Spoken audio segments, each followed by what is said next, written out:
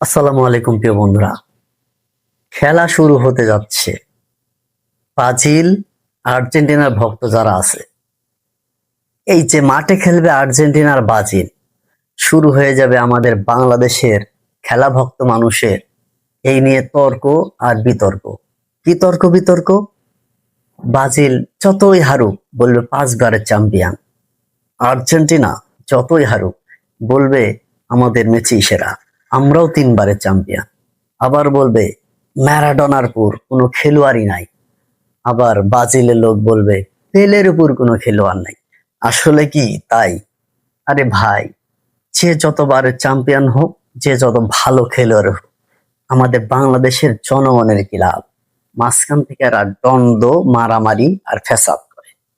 আসলে সেদিনে আমাদের লাভ হবে যেদিন আমরা বাংলাদেশ খেলতে পারবো বিশ্বকাপে, সেই দিন। এখন আরো তর্ক আছে, খেলাধুলা দেখবে আবার গ্যামজাম সৃষ্টি করবে। কি হবে? ওই যে মারছে, ফাউল করছে, অমুক ইচ্ছে করে মারছে, অমুক বলবে হ্যাঁ ইচ্ছে করে মারছে, এটা সত্যই হয়েছে। এরম করে দেখবেন যে একটা লেটা ফেটা পাকায় লাগাই দেবে গ্যামজাম। বিগত দিনের মতো গ্যামজাম যেন এবার না হয়। ফুটবল প্রেমীরা খেলা দেখবেন, খেলা উপভোগ করবেন, কিন্তু গ্যামজাম করবেন না। তাহলে আমরা ভাই ভাই কেন শত্রুতালি করব? ওরা কোথায় পড়েছে আর্জেন্টিনা, কোথায় ব্রাজিল?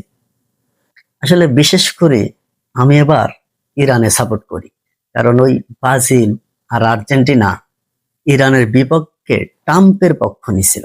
এই কারণে প্রতিটা মুসলমানের দেরকে এখন বর্জন করা উচিত।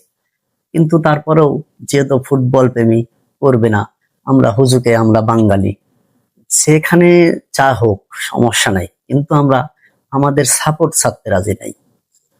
এই কারণে বলি, যে যারে সাপোর্ট করেন ভাই সমস্যা নাই, কিন্তু গ্যামজাম ফ্যাসাদ দ্বন্দ্বে জড়ায়েন না।